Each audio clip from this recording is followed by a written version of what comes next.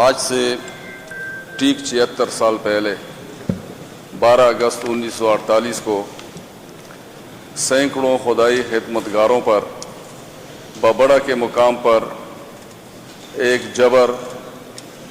اور ایک ایسی تاریخ رقم کی ہے جو خون کی ہولی کھیلی گئی، جمہوریت پسندوں پر، حریت پسندوں پر اور اپنے حقوق کے لیے احتجاج کرنے پر اور اپنے جو بھی اس وقت حالات تھے ان کے خلاف۔ اور یہ وہ خدائی خدمتگار جو کہ انگریزوں کے خلاف، انگریز سامراج کے خلاف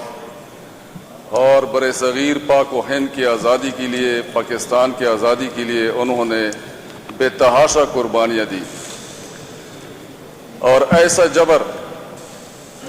اس وقت دیکھنے میں آیا جب اگر 14 اگست 1947 سے پہلے ہوتا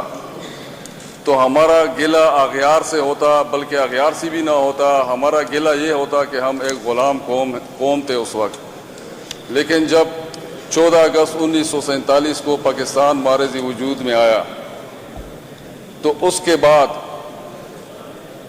ہماری پہلی جشن آزادی کی تقریب سے ٹھیک 2 دن پہلے خدائی خدمتگاروں کو بابڑا کے مقام پر جس شدت سے اور جس بربریت سے، جس ظلم سے شہید کر دیا گیا، اس کی تاریخ میں مثال نہیں ملتی۔ اور یہاں تک بتایا جاتا ہے کہ ان سے اس اسلحے کی، ان کارتوسوں کی بھی قیمت لے لی گئی جو ان پر برسائی گئی۔ جناب اسپیکر، میرے سارے معزز اراکین یہاں پہ بیٹھے ہیں، ان کے نوٹس میں یہ بات ہوگی، تاریخ گواہ ہے کہ وہاں پر خواتین گھروں سے نکل کر قرآن پاک کو سروں پر رکھ کر آئی اور انہوں نے التجا کی کہ مزید لوگوں کو شہید نہ کیا جائے، بربریت کا شکار نہ بنایا جائے۔ لیکن یہ ہماری تاریخ بن چکی ہے۔ مورخین بڑے ظالم ہوتے ہیں، ایک ایک چیز کو وہ جو ہے نا تاریخ کا حصہ بنا دیتے ہیں۔ اس وقت تو یہ آواز دبائی گئی، یہ خبر دبائی گئی، لوگوں کو بتایا نہیں گیا۔ اور یہ خبر جس دن سے دبائی گئی ہے ابھی تک ہماری جو ہے نا 90% عوام کو پتہ نہیں ہے کہ بابڑا کے مقام پر سینکڑوں پشتونوں کو کیوں قتل کیا گیا۔ جناب اسپیکر، اگر اسی طرح ہم ان چیزوں پر خاموش رہے اور اپنی تاریخ کو اس طرح ہم ان کا آج کے دن بھی اس کا ذکر نہ کریں تو یہ کیسی جمہوریت ہے اور یہ کیسی حریت پسند لوگ ہیں اور یہ کیسے جمہوریت پسند لوگ ہیں کہ بیٹھے تو عوام کی ایوانوں میں ہیں لیکن ان لوگوں کی بات نہیں کرتے جو عوام کی خاطر، جمہوریت کی خاطر، حریت کی خاطر نکلے اور ان کو اس بے دردی سے شہید کر دیا گیا۔ ہر شاعر پشتو کا جو بھی ہے اس نے اس واقعے کے بارے میں اور اس کے ظلم کے بارے میں مختلف اشعار لکھے، مورخین نے کتابیں لکھی، اور ہمارے جتنی بھی پروفیسر صاحبان ہیں، ہمارے جتنی بھی بشعور لوگ ہیں، انہوں نے اس کا ذکر کیا۔ لیکن آج بھی ہمارے عوام اس سے غافل ہیں اور اس کو پتہ ہی نہیں ہے کہ بابڑا کے مقام پر کیا ہوا تھا۔ جناب اسپیکر، یہ واقعات ایسے نہیں ہوتے ہیں۔ کیا آپ جو بھی واقعہ دیکھ لیں، آپ آج بھی حالات دیکھ لیں، میں یقین سے کہتا ہوں کہ آپ کے سامنے ایک مکمل تفریق نظر آئے گی، ایک ایسی تفریق کہ ہم کو ایک الگ کوڈے لائن میں کھڑا کیا ہوا ہے۔ آپ کو میں ایک چھوٹی سی مثال دیتا ہوں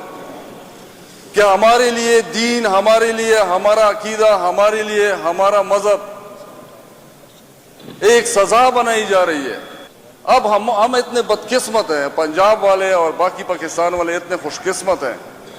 کہ ان کے سامنے دین کو بھی برائے اصلاح اور اصلاح سے اس کو لایا جا رہا ہے کہ وہ دین، جس طرح ابھی آپ دیکھ رائے وینڈ میں اتنا بڑا مرکز ہے، وہ صرف اصلاحی طریقے سے لوگوں کے ذہن میں دین کے فضائل اور دین کی جو ہے نا تبلیغ کرتے ہیں، اور ہمارے ہاں بندوق کے ذریعے کرتے ہیں۔ میں نے خود بھی وقت لگایا، ایسی کوئی بات نہیں ہے، ہم خود بھی سارے اس دعوت تبلیغ کے ساتھ جڑے ہوئے ہیں، ہمارے جتنے بھی یہ لوگ بیٹھے ہوئے ہیں، پشتون سب سے زیادہ بیٹھے ہوئے ہیں، سارے تبلیغ میں ہوتے ہیں۔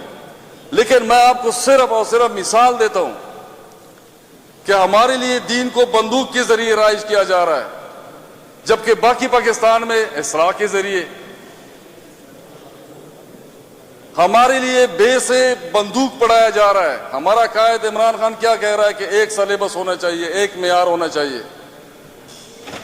ہمارے ہاں بے سے بندوق پڑھایا جاتا ہے، جبکہ دوسرے پاکستان میں بے سے دوسری کوئی باز وغیرہ کوئی اور چیز پڑھائی جاتی ہے، پیار والی چیزیں پڑھائی جاتی ہے۔ ہمارے لیے پورا پاکستان ہم پہ اعتماد کرتا ہے، سارے پشتونوں کو چوکیداری دی ہوئی ہے۔ آپ جتنے پاکستان میں پھریں چوکیدار ان کا پشتون ہوگا، اور ہمیں کہتے ہیں کہ تم لوگوں سے دہشت گردی ہمارے پاس آ رہی ہے، تم لوگوں سے منشیات ہماری طرف آ رہی ہے۔ بابا وہ تو آ رہی ہے، لیکن یہ بھی بتاؤ نا ہماری طرف سے تو اور بہت ساری چیزیں آ رہی ہیں، منرلز ہماری طرف سے آ رہے ہیں، پانی ہماری طرف سے آ رہا ہے، بجلی ہماری طرف سے آ رہی ہے، گیس ہماری طرف سے آ رہی ہے، ان کا تو ذکر ہی نہیں کرتے۔ اور تو کیا، ایک گندم کی وجہ سے ہمیں ہمیشہ بدنام کیا جاتا ہے، گندم ادھر سے آ رہی ہے۔ بابا ہماری بہت ساری چیزیں آپ کی طرف آ رہی ہے، اس کا بھی حساب لگاؤ۔ 12% ہمارا پانی ہے، مفت میں لے رہے ہیں، بجلی ہمیں نہیں مل رہی ہے، میرے علاقے میں گیس پیدا ہوتی ہے، گیس ہمیں نہیں ملتی ہے، ہمیں گیس کے عوض پیسے نہیں ملتے ہیں۔ جناب اسپیکر، یہ ہماری جمہوریت کے روایات کے بالکل منافی ہے کہ ہم جمہوریت پسندوں کو بھول جائیں۔ مقصد صرف یہ تھا کہ اس ایوان کے تمام معزز ارکان کو یہ صرف یاد دلانا تھا کہ 12 اگست 1948 کو سوال جواب کے علاوہ ایک بہت بڑا سانحہ ہوا تھا، اس کو بھی یاد کیا کریں، اس کو بھی بتایا کریں، اس کو ایکسپلین کیا کریں، تاکہ ہماری آنے والی نسلیں ان کو پتہ ہو کہ ہمارے ساتھ کیا کیا ہوتا رہا ہے۔ بہت شکریہ جناب اسپیکر وقت دینے کا۔ بہت شکریہ جی۔